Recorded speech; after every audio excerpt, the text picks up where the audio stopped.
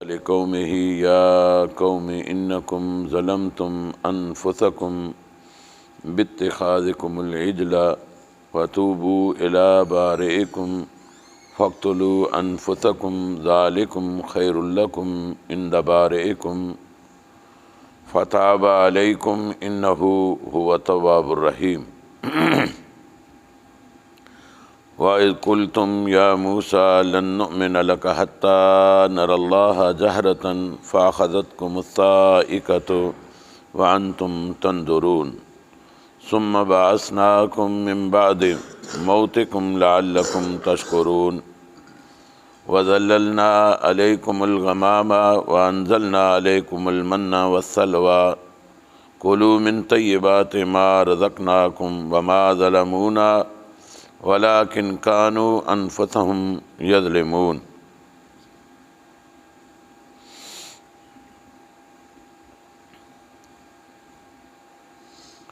اللہ تبارک و تعالی اس مقام میں حضرت موسیٰ علیہ السلام کی دعوتی کاوش اور بنی اسرائیل پر محنت اور ان کی سستیاں اور کاہلیاں ان کا نوٹس اور پھر اللہ رب العزت کی جو ان پر نعمتیں ہوئی تھیں، اس کے باوجود انہوں نے اللہ کی نافرمانی کی، اس پر جو ہے نا بات ہو رہی ہے۔ فرمایا وَإِذْ قَالَ مُوسَىٰ، اور جب کہا موسیٰ علیہ السلام نے لِقَوْمِهِ اپنی قوم سے، یا قوم اے میری قوم، انکم بے شک تم نے ظلمتم ظلم کیا انفسکم اپنے آپ پر، باتخاذکم العجل بوجہ تمہارے بچھڑا پوجنے کے، فتوبوا لہذا تم توبہ کرو، الی بارئکم اپنے پیدا کرنے والے کی طرف، فاقتلوا پس تم قتل کرو، انفسکم اپنے آپ کو، ذالکم خیر لکم یہ بہتر ہے تمہارے لیے، عند بارئکم تمہارے پیدا کرنے والے کے نزدیک، فتابا تو وہ اللہ متوجہ ہوا، علیکم تم پر، انہو هو التواب الرحیم بلا شبہ وہی ہے بہت توبہ قبول کرنے والا، نہایت رحم کرنے والا۔ وَإِذْ قُلْتُمْ اور جب تم نے کہا، یا موسیٰ اے موسیٰ، لن نؤمن ہم ہرگز نہیں ایمان لائیں گے، یہ بنی اسرائیل کی طرف سے حضرت موسیٰ علیہ السلام کو جواب مل رہا ہے۔ وَإِذْ قُلْتُمْ یا موسیٰ اور جب تم نے کہا اے موسیٰ علیہ السلام، لن نؤمن ہم ہرگز نہیں ایمان لائیں گے، لَكَ حَتَّى نَرَى اللَّهَ جَهْرَةً آپ پر حتیٰ کہ ہم دیکھ لیں اللہ کو اعلانیہ سامنے، فَأَخَذَتْكُمُ الصَّاعِقَةُ پھر پکڑ لیا تمہیں آسمانی بجلی نے، وَأَنْتُمْ تَنْظُرُونَ جبکہ تم دیکھ رہے تھے، ثُمَّ بَعَثْنَاكُمْ پھر ہم نے زندہ کیا تمہیں، مِن بَعْدِ مَوْتِكُمْ بعد تمہاری موت کے، لَعَلَّكُمْ تَشْكُرُونَ شاید کہ تم شکر کرو، وَظَلَّلْنَا عَلَيْكُمُ الْغَمَامَ اور ہم نے سایہ کیا تم پر بادلوں کا، وَأَنزَلْنَا عَلَيْكُمُ الْمَنَّ وَالسَّلْوَىٰ اور ہم نے نازل کیا تم پر من و سلوہ، کلو تم کھاؤ، من الطیبات ان پاکیزہ چیزوں سے، وما رزقناکم جو ہم نے تمہیں دی ہیں، وما ظلمونا اور نہیں انہوں نے ظلم کیا ہم پر، ولیکن کانوا لیکن تھے وہ انفسہم یظلمون، اپنے آپ پر ہی ظلم کرتے۔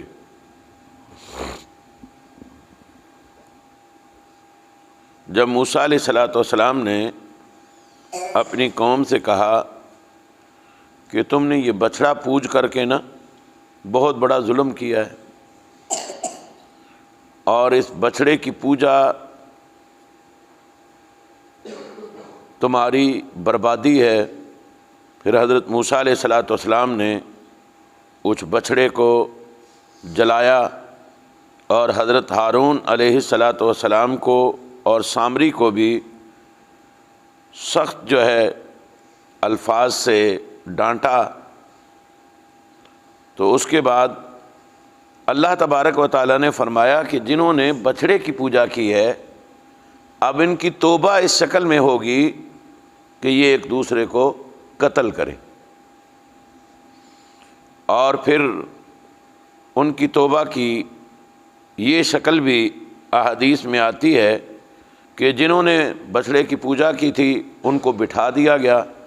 اور جنہوں نے پوجا نہیں کی تھی ان کو کہا کہ ان کو مارو، اور اللہ کی طرف سے پھر اندھیرا چھا گیا کہ کوئی کسی کو پہچان نہیں رہا تھا۔ بنی اسرائیل نے اس شکل میں توبہ کی،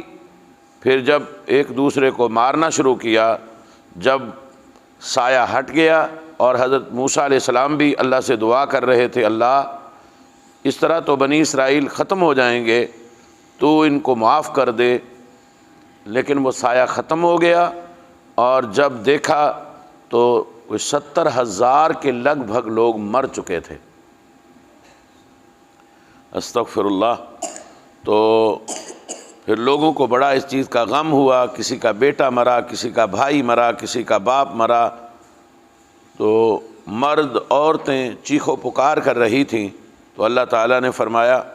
کہ غم نہ کرو، جو لوگ مارے گئے ہیں ہم نے ان کو بھی معاف کر دیا، اور جنہوں نے مارا ہے ہم نے ان کو بھی معاف کر دیا، اور یہ سزا تمہیں اس لیے ملی کہ تم نے شرک کیا تھا، اللہ کے ساتھ تم نے بچڑے کی پوجا کی تھی، جس کی وجہ سے تمہیں یہ سزا ملی ہے۔ اس کے علاوہ پھر اللہ رب العزت نے فرمایا فَاقْتُلُوا أَنفُسَكُمْ ذَلِكُمْ خَيْرٌ لَكُمْ عِنْدَ بَارِئِكُمْ، بلکہ ایک حدیث میں آتا ہے کہ اللہ تعالیٰ نے فرمایا کہ جو لوگ تمہارے توبہ کی وجہ سے مارے گئے ہیں ہم نے ان کو شہیدوں کا درجہ دے دیا ہے، اور جنہوں نے ان کو مارا ہے توبہ کرتے ہوئے ہم نے ان کو جہاد کا اجر عطا فرمایا ہے۔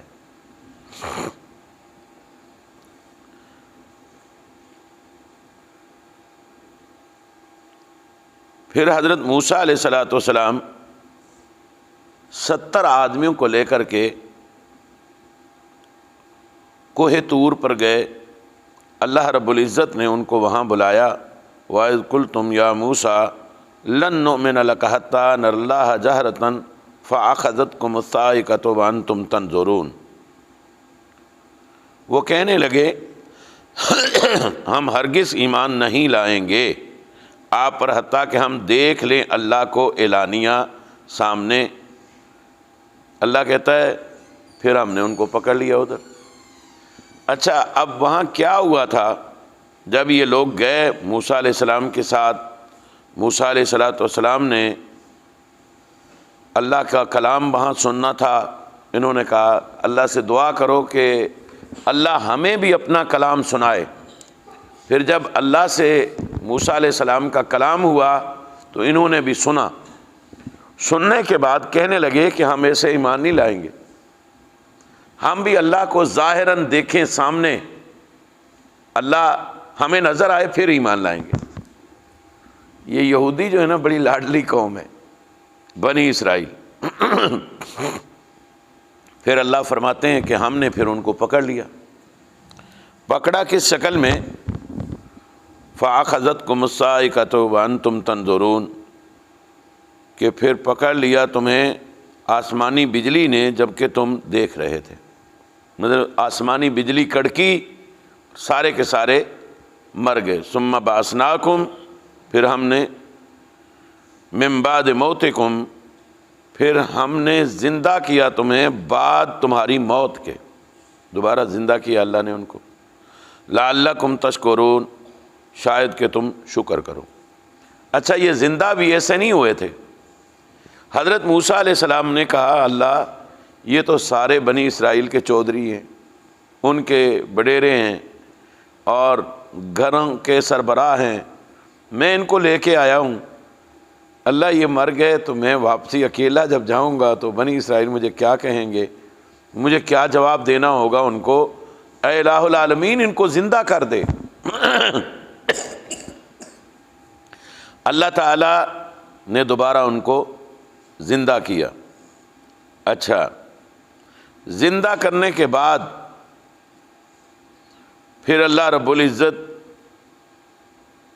کی نافرمانی پر یہ پھر بھی تلے ہوئے۔ اللہ رب العزت فرماتے ہیں ہم نے ان کو کوئی ایک انعام نہیں دیا، بڑے بڑے انعاموں سے نوازا ہے بنی اسرائیل کو۔ وَذَلَّلْنَا عَلَيْكُمُ الْغَمَامَ وَأَنزَلْنَا عَلَيْكُمُ الْمَنَّ وَالسَّلْوَىٰ، اور ہم نے سایہ کیا تم پر بادلوں کا، بادلوں کا ان پر سایہ ہوتا تھا، اور ہم نے نازل کیا تم پر من و سلوہ۔ من و سلوہ کیا تھا؟ من جو تھا نا وہ ان پر اترتا تھا، یعنی اولوں کی شکل میں، دودھ سے زیادہ سفید تھا اور شہد سے زیادہ میٹھا تھا۔ اگر وہ کھاتے تو اکیلا بھی کھایا جاتا تھا، اگر مکھن میں ملاتے تو وہ مل جاتا تھا، اگر پانی میں ڈال کر کے شربت بناتے تو شربت بن جاتا تھا۔ یہ ان کے لیے من تھا۔ اور سلوہ یہ تھا کہ ایک پرندہ تھا جو جنگلی کبوتر جتنا تھا یا اس سے کچھ چھوٹا تھا، وہ پرندے جھنڈ کے جھنڈ آ کر کے ان کے سامنے بیٹھتے اور یہ ان کو پکڑ کر کے ذبح کرتے، پکاتے اور کھاتے۔ یعنی کہ اللہ تعالیٰ نے ان کو ان نعمتوں سے نوازا تھا۔ اللہ فرماتے کلوا من طیبات، تم کھاؤ ان پاکیزہ چیزوں سے، ما رزقناکم، جو ہم نے تمہیں دی ہیں، وما ظلمونا، اور پھر آگے اللہ رب العزت ان کی وہ نافرمانییں اور اللہ کے حکموں کی حکم عدولی جو ہے نا اس کو بیان کر رہے ہیں کہ اور نہیں انہوں نے ظلم کیا ہم پر، ولیکن کانوا انفسہم یظلمون، لیکن تھے وہ اپنے آپ پر ہی ظلم کرتے۔ اللہ کی نعمتیں کھا کر کے، اللہ کے انعامات لے کر کے، پھر بھی اللہ کی بات نہیں مانتے تھے، وہ نافرمانیاں کرتے تھے، بغاوتیں کرتے تھے، اللہ رب العزت کی نافرمانیوں میں وہ آگے بڑھتے ہی چلے جاتے تھے۔ اور من و سلوہ میں نبی کریم صلی اللہ علیہ وسلم نے کھمبی جو ہے نا اس کو بھی کہا کہ یہ بھی اس کی ایک قسم ہے، کہ یہ بھی ان کو بطور انعام ملتی تھی، زمین سے نکلتی تھی، اور آپ صلی اللہ علیہ وسلم نے فرمایا کہ یہ آنکھ کے لیے اکسیر ہے کہ کھمبی کا پانی نکال کر کے اگر کوئی بیمار آنکھ کے اندر ڈالے گا تو اللہ اس کو شفا دے دے گا۔ اور اسی ضمن میں اللہ کے نبی صلی اللہ علیہ وسلم نے ایک اور چیز کا بھی تذکرہ کیا، فرمایا جو عجوا کھجور ہے مدینے کی، لوگوں نے عجوا مدینے سے باہر بھی کاشت کی ہے، گسیم کے اندر، دیگر علاقوں کے اندر، لیکن اصل جو ہے وہ عجوا مدینے کی ہے۔ نبی صلی اللہ علیہ وسلم نے فرمایا العجوۃ من الجنہ، عجوا جنت میں سے ہے، جنت کا پھل ہے، یہ جنت سے آئی ہوئی ہے، اور یہ زہر کے لیے اکسیر ہے۔ جس کو مثلا کسی کو زہر باد ہوا ہے، کوئی اس طرح کی تکلیف ہے، تو اگر وہ عجوا کو استعمال کرتا ہے تو اللہ اس کو شفا دیتا ہے۔ اور آب زمزم کے اندر بھی اللہ نے شفا رکھی۔ یہ بھی اللہ کے انعامات میں سے، اللہ کی بڑی بڑی نعمتوں میں سے ایک نعمت ہے آب زمزم۔ نبی کریم صلی اللہ علیہ وسلم نے فرمایا آب زمزم کو جو شخص استعمال کرتا ہے، مثلاً بھوکا ہے، اس نے پی لیا تو اللہ اس کی بھوک کو ختم کر دے گا، پیاسا ہے تو پیاس مٹ جائے گی، اگر بیمار ہے اور اللہ سے دعا کرتا ہے اللہ مجھے شفا دے دے اور آب زمزم کو پیے تو اللہ رب العزت بیمار کو شفا بھی دے دیتے۔ یہ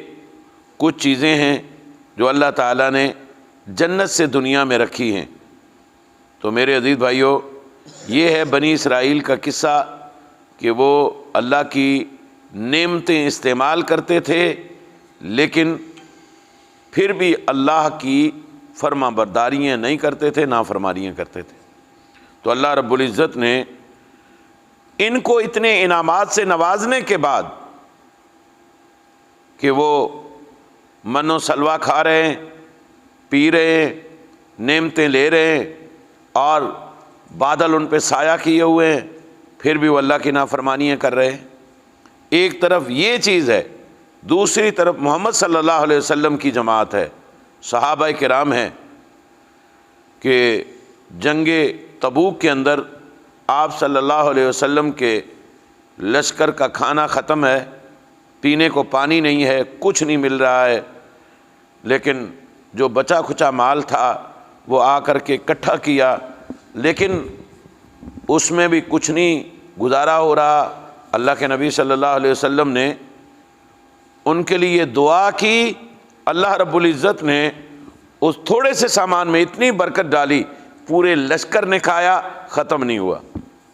پھر انہوں نے اپنے توشہ دان بھرے، جتنا چاہتے تھے اٹھایا،